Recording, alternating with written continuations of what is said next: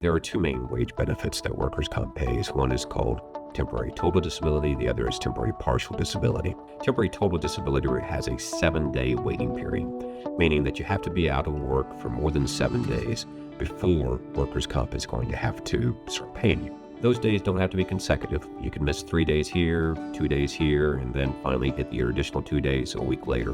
But as long as it adds up to more than 7 days, once you're completely out of work, workers' comp has to pay you temporary total disability, which is that 2/3 of your average weekly wage.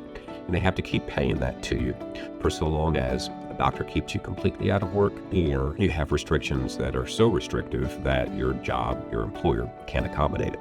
Once you've been out of work for more than 7 days, then starting on the 8th day and every day thereafter, they have to keep paying that check to you. And if you end up being out of work for more than 21 days, they'll go back and pay for those first 7 waiting days that you had to go through before wages kicked in. Temporary partial disability is a wage benefit that kicks in if you go back to work, but because of your restrictions, your light duty restrictions or whatever they may be, your employer either is paying you at a lesser rate because you're doing a different job, or you're working fewer hours because of your disability, then they have to pay temporary partial disability. A temporary partial disability is calculated by seeing what your average weekly wage was and then what you're actually earning every week that you're working this light duty job.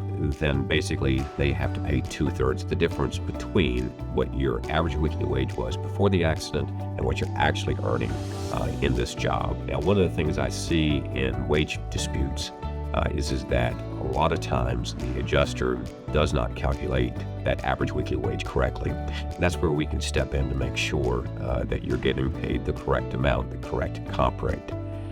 It's been my experience about maybe 6 to 7 times out of 10, they are underpaying my clients. So if you have a wage issue or a question about temporary partial disability or temporary total disability, please don't hesitate to give us a call. We'd be glad to assist you.